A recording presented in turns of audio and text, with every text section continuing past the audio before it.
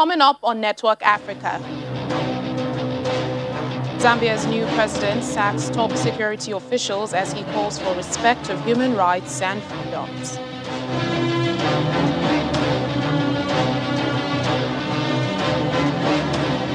A dozen of prisoners transferred in Mauritius after an attempted escape from the Petit Vegar prison.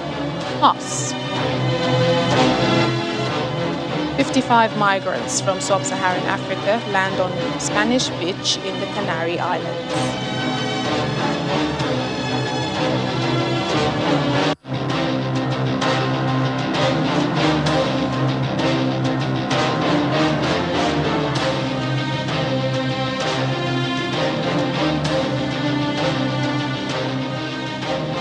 Hello and welcome to the program, everyone. I'm Layo Adegoki.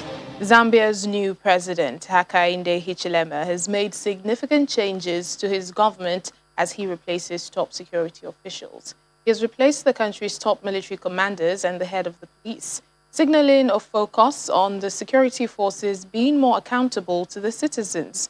The president late on Sunday announced new commanders of the Zambian army, the Air Force and the National Service and their deputies, as well as a new Inspector General of Police. All regional police commissioners have also been relieved of their duties. Alexander Musokotwane is a Zambian journalist in Lusaka, and he joins us now for more on this. Thank you so much, Alex, for speaking to us. Let's begin with what the president, what's the president's reasons for these changes? Good afternoon, and thank you so much.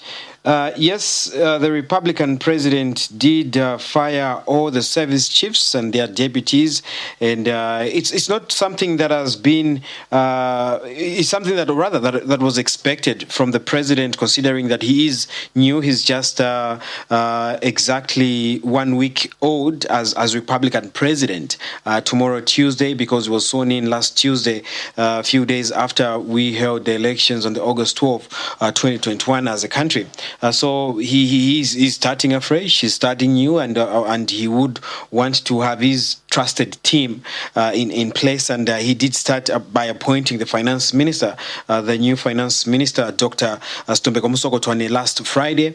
And the second set of appointments were done Sunday evening, where he did announce the firing of all service chiefs and their deputies. And so this morning, on a Monday today, towards lunchtime, he did announce, he did swear in for the new service chiefs. So he fired the service chiefs from the Zambia police, the Zambia army, and the Zambia Air Force, the Zambia National Service.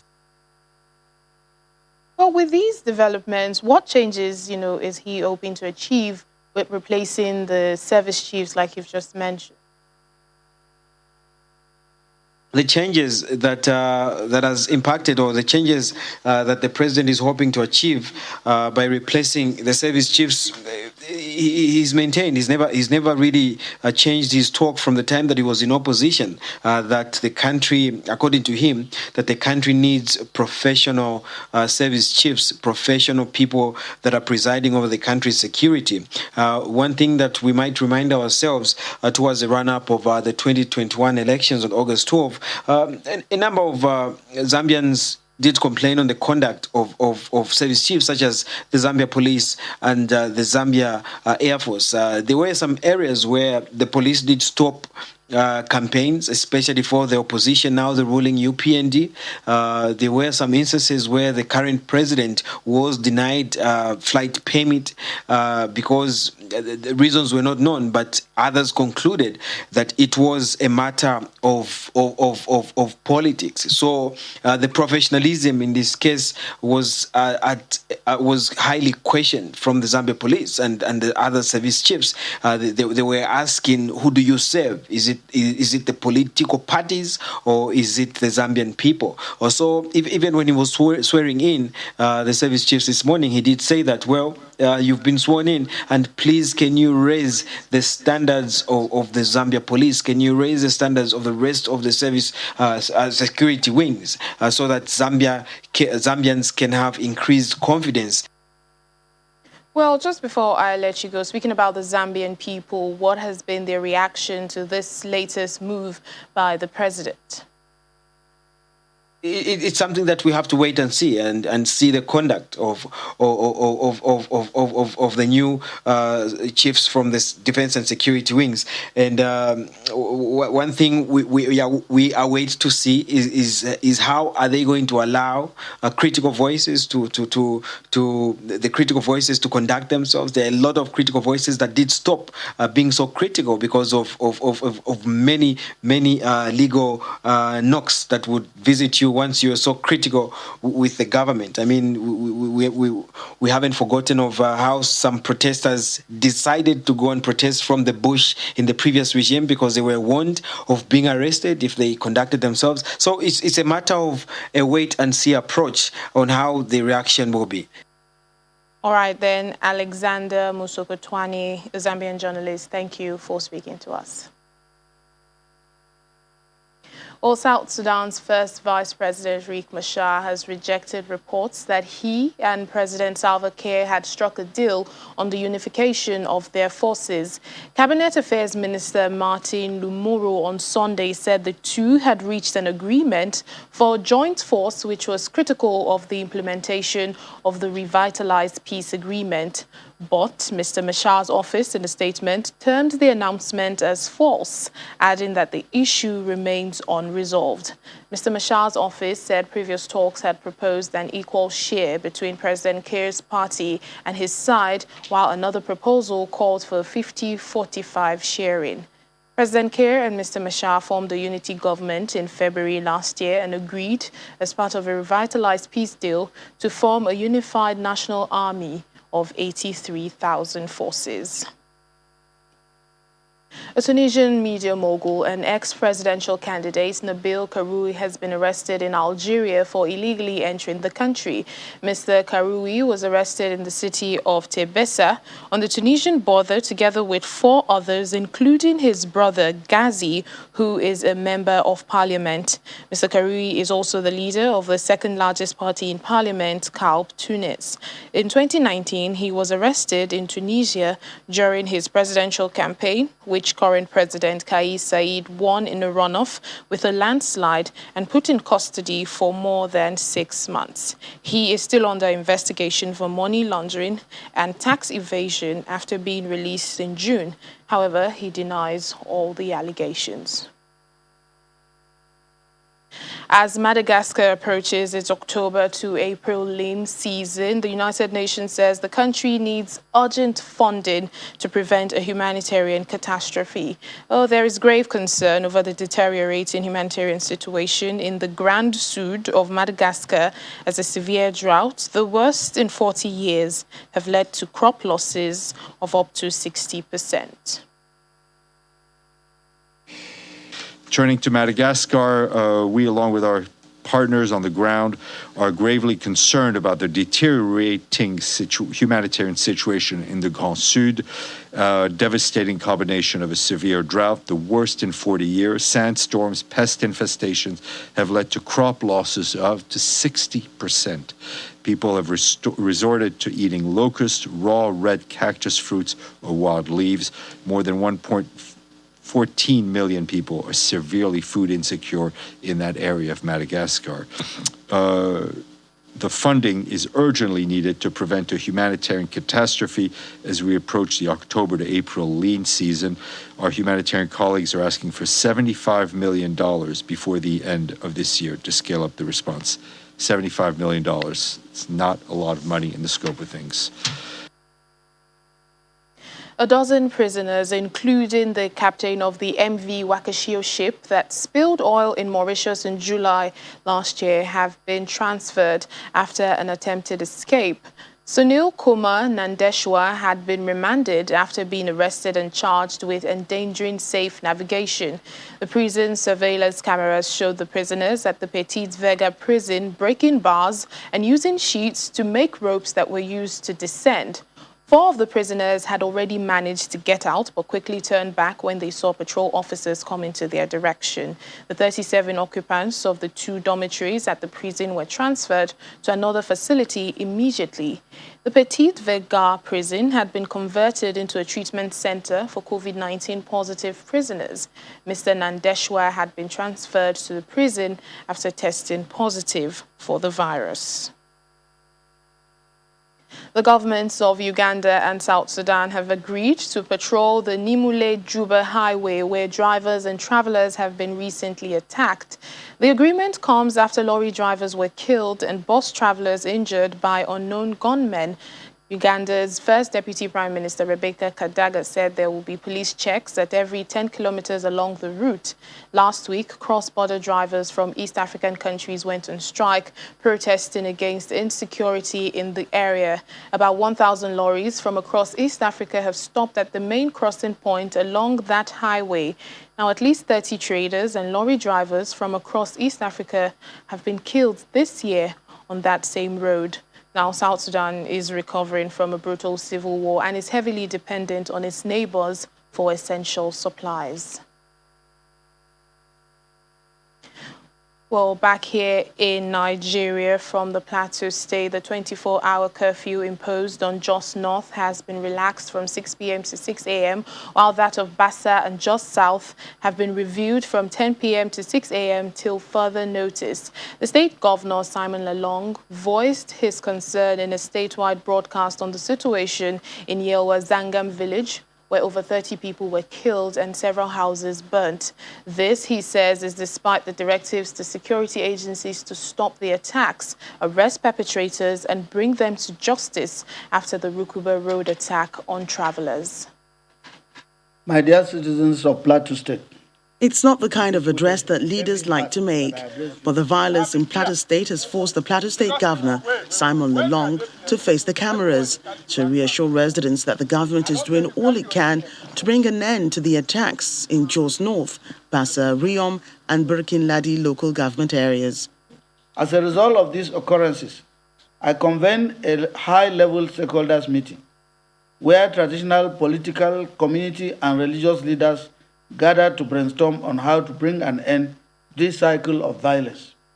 Thereafter, I held separate meetings with the leaders of Irigweland, as well as Fulani community, to further engage them on lasting solutions to the protracted conflict within the area. The residents have not been quiet. A protest by youths last week gives an indication into the anguish families feel over the loss of their loved ones. An unfortunate reality that saddens the governor.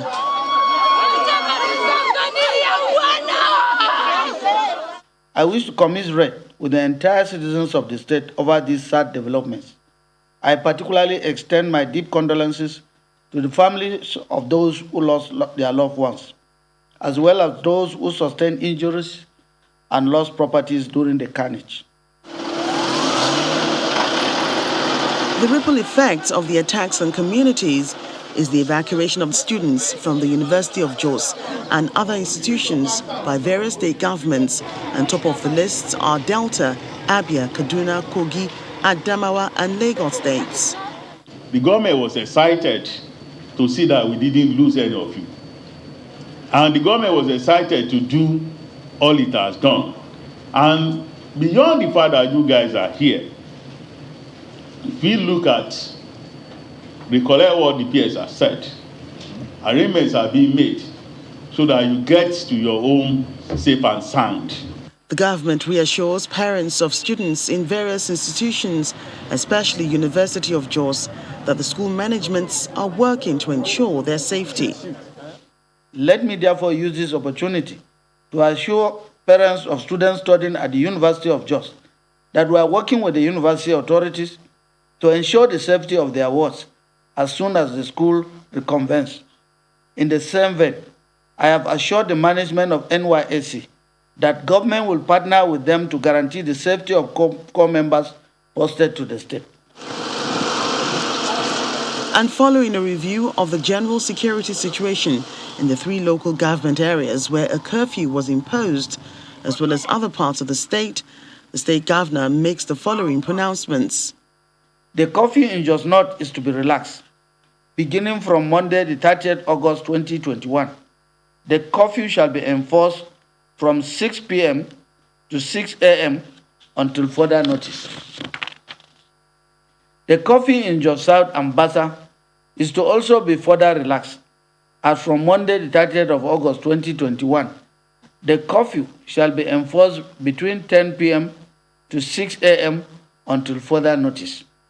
But it's with cautious optimism that the curfew is being relaxed, as security agencies and local vigilante groups remain on the watch to stop further attacks. Still to come on the program. From garbage to garden, a Nairobi resident is helping a slum bloom to colorful oases of plants and trees. Please stay with us.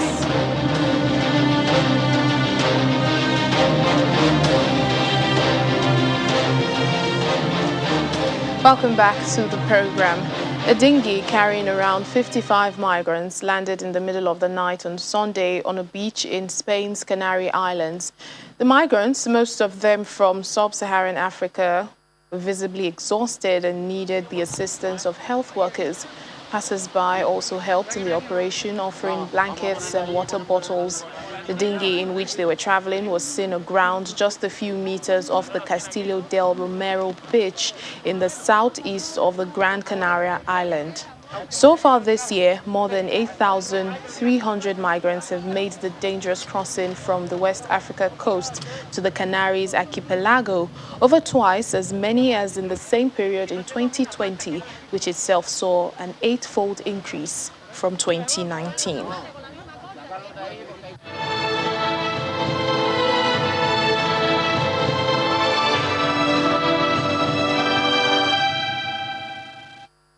A coalition of several civil society bodies have taken to the streets of Pretoria, South Africa's capital. Their demands, which they took to the seat of government, the union buildings, was for an end to the state of disaster which empowers government to enforce lockdowns and other anti-COVID regulations like wearing masks. The protesters, who came armed with various anti-vaccine theories and stats too, were not allowed into the union building grounds because they were not wearing masks. So they stayed by the road to send their message home. We spoke to the Premier of Gauteng province on this, and he says while everyone is within their rights to express themselves, it will be responsible not to spread fake news that could unravel the anti-COVID progress the country is making. Away with lockdown, away. Away with vaccine, away. Away with vaccine. Flu, TB, and others that are exactly like COVID are not taking COVID and make it a disaster. Secondly, there is no post-mortems that the state has to justify any death. In fact, they are asking South Africans to bury anyone who is assumed to have COVID within 5 days, so that they ensure that they remove any trace of post-mortems to take place. COVID is a bacterial infection. Most of the people dying of COVID are dying of bacterial pneumonia. The reason they're getting bacterial pneumonia is you're wearing a mask. The environmental toxicologists were not asked once to talk about the mask wearing, the vaccines, or this pandemic. They were kept aside. World Health Organization put the protocols together. Now, World Health Organization said ventilate when people get to hospital. The ventilators have been blowing out people's lungs and killing people. They've used the wrong protocol. I don't mind people who gather in a number that is allowed to protest, and then even the anti-vaxxers, even those who don't want a vaccine, they have the right to do so, but they don't have the right to stop others from taking the vaccine. They don't have the right to circulate fake news. They don't have the right to do so.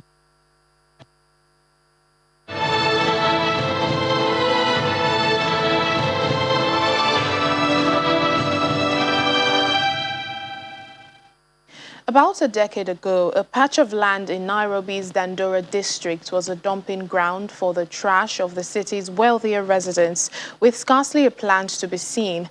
Now, children play on the grass and locals relax among avocado trees as birds sing in the branches above. That's a transformation that's thanks to Charles Kachanga, who grew up in the neighborhood back when it reeked of garbage. This garden was a steaming dump site, a place where Nairobi's wealthier residents sent and promptly forgot about their trash. Now it's a colorful oasis of plants and trees that had become all but extinct in the low-income neighborhood of Dandora. In 2013, Charles Chabanga began reclaiming the space now called Mustard Seed. It was not easy, as I did the entire drainage and entire corridor from the entrance of Mustard Seeds to down here, almost 2 guys, and a third one helped us. When we had finished there, we came and cleaned here. Here we spent like 3 months. Their project has inspired a network of similar community-built green spaces. 20 alone in Dandora. Maintenance costs are covered by community contributions for creatives like Javan. The space is good for business. Alive. It makes us feel good. Sometimes we even are able to hear birds that we don't usually hear. So it makes us also want to do more of these, plant more trees maybe, and just bring the forest to the hood. This is Evans Otieno, Gachanga's deputy. Otieno gave up a life of crime after his friends were killed by a justice-seeking mob. He hopes his path working in the gardens will help inspire other young people. We try to bring nature closer to the people, because nature is very good even for your mental well-being, you see. And considering the Dandora, that mental state that people are thinking of crime, people are just thinking crime and the negative, we try to bring that positive mental setback to the community. Those living near Gachanga's green space pay 100 shillings a month, less than $1 for maintenance. Mustard Seed also receives donations from foreign foundations like the Awesome Foundation. Globally, only 3% of refugees have access to higher education compared to an average 37% for non-refugees at the same age. That's according to the UN. Now, Saba, a South Sudanese refugee, is part of that low percentage. But fortunately for him, he's now studying international development at a university in Italy. Saba spent his childhood in a refugee camp in Ethiopia after his family fled their country, Sudan, when he was just a baby. At 2 years old, he became a refugee, spending his life in a refugee camp and walking 16 kilometers a day to reach school, but he never gave up a desire to study.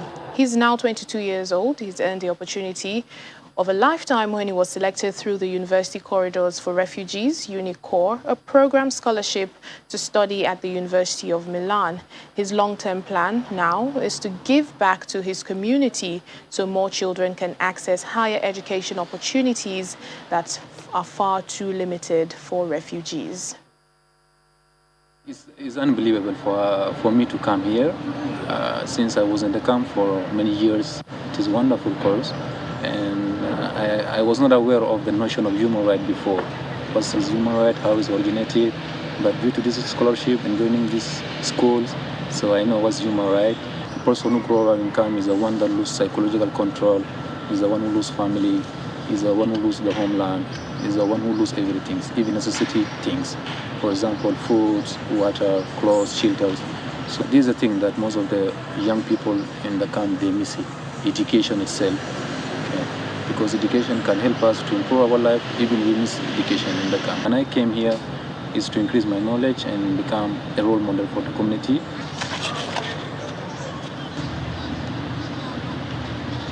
So whenever I'm sleeping, I'm dreaming about this one. I need to improve the life of the children in the camp. Shade Oluwafemiayo has set a new world record while winning Nigeria's third powerlifting gold medal at the Tokyo 2020 Paralympics. The 36-year-old lifted 152 kg in the 86 kg category to finish top of the podium ahead of her rivals from China and Great Britain. Shortly after, Loveline Obiji won silver in the plus 86 kilograms category to take Nigeria's total medal tally to 6, with 3 golds, 1 silver and 2 bronze. Put my trust in God, and He fulfilled His promise in my life, which I still owe God a lot. I still owe Him a lot. I thank you all Nigerians that are out there, that are my fans. I promise that I will continue to make this nation proud. It's my message for Nigerians that to keep on supporting us, and I'm sending this message to the President that he should look into our issue as physically challenged people, and the Honorable Minister, Mr. Sunday Dare, should keep to his promise. He has promised us a lot. He should keep to it. And that's it on the program today. Thank you so much for watching. I'm Layo Adegoke.